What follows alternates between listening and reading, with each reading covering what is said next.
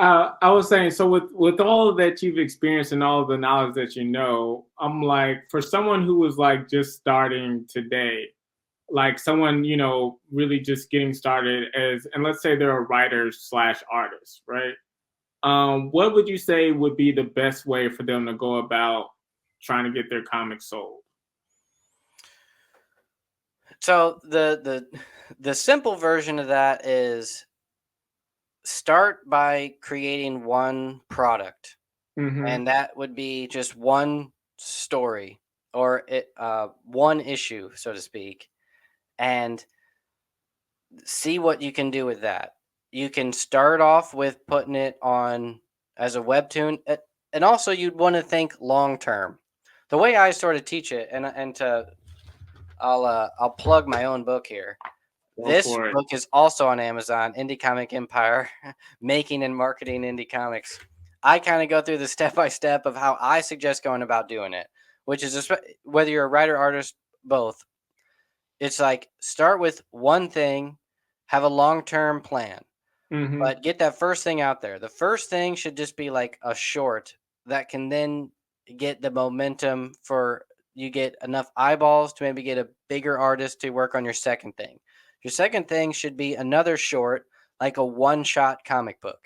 Now, that one shot comic book could go online, um, or you can maybe make it, a one shot that you put on Webtoon or put on Tapas, put on your own website, put on anything, and that you try to use that to build an audience. And the web comics are one of the easiest ways to actually build an audience because more people see it, and algorithmically they pop up and people are more interested in new stuff, and you'll Mm-hmm. get more consumers, and you can get enough of that to sort of build momentum to maybe either branch that out into a second, like another one shot, or branch it out into a full sort of longer thing.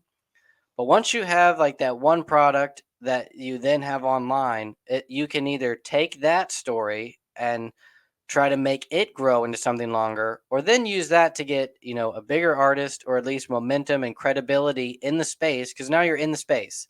You had a short, you have a web comic. You can maybe turn that into a physical one shot comic that you then try to crowdfund or something like that. And Mm-hmm. the big key is you have to make everything you do as good as possible. You have to pretend that you are Quentin Tarantino and this is Reservoir Dogs. And he made some other movies before that, but he didn't hype those as like the thing. It's like Mm-hmm. you want to get your feet wet, and that's how you use the web comics and short comics, and you might post things on your own. Um, but when you finally have a product that's like you look at that and it looks and feels like stuff that you read on the shelves at your actual comic shop that's published by Dark Horse and all those, and you feel it's visibly comparable, Mm-hmm. then you try to hype that up and use that for credibility to try to either get with a publisher or continue to grow your fan base and then sell it as a physical medium. But think about always the long term, better and longer. So it's like, short web comic, expand the web comic, try to start a new series, start that as a very limited series, 4 issues that can then turn into a trade. So now you have 4 products that are basically short stories that expand into a fuller arc that's like maybe 4 or 5 issues that you can then sell as a graphic novel. And if that takes off, you can then expand that into either an ongoing series or another graphic novel that further chapters it, or a prequel or whatever. Um, and then the next step, try to be ongoing. And then, like I said, the ultimate goal of like that's what ongoing means is you have created some form of IP that has such a demand of just readers that all you have to do is write your IP and get it to them on time. And you don't have to worry about marketing and hustle and bustle and who's the new publisher. It's just they're out there. I give them what they want. Come on, Benny, man. The kid is a L7 Weenie.